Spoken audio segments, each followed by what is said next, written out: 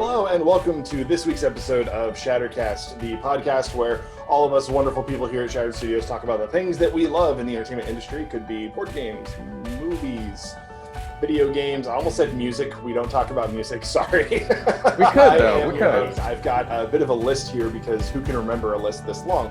We've got Cyberpunk 2077. We have Deathloop, Dying Light 2, Halo Infinite, Kena, Bridge of Spirits, No More Heroes 3, Outriders, Psychonauts 2, which is a sequel we've been waiting on for decades. Anyway, Rainbow Six Quarantine, nice.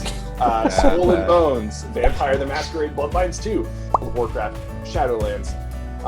There's also another MMO out there, New World, that was supposed to come out. So there have been a lot of games that have been delayed in 2020 for various lengths of time. But in terms of delayed things, it's all delayed.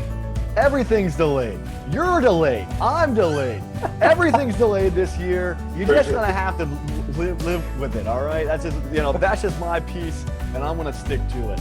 All right, Derek. Back to you, bud. Well, I think along those lines, a lot of the reason for delay is COVID sent a bunch of studios having to work at home. Some restrictions are lightening up in some places, so some studios are coming back together, but that has pushed a lot of games behind. We've seen that. Oh no!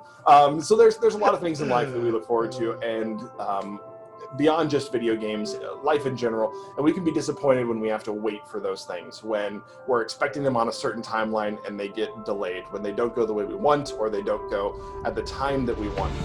But one of the things that I'm reminded of as we have this conversation, something that I heard all the way back in high school, and it stuck with me ever since.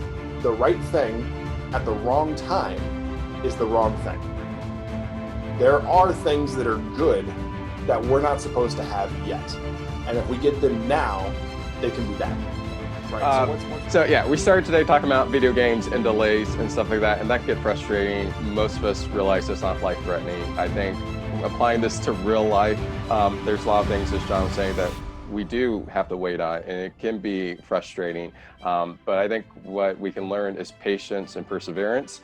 Things we don't like to learn because we like to have everything right when we want them. But as John was saying, sometimes when we want things isn't actually when we need them. And I can think tons of examples, like sometimes people get into really bad relationships because they're not waiting for the right person, or sometimes they might get into a bad situation because they hang out with the wrong people instead of waiting to build a group of friends that would be positive.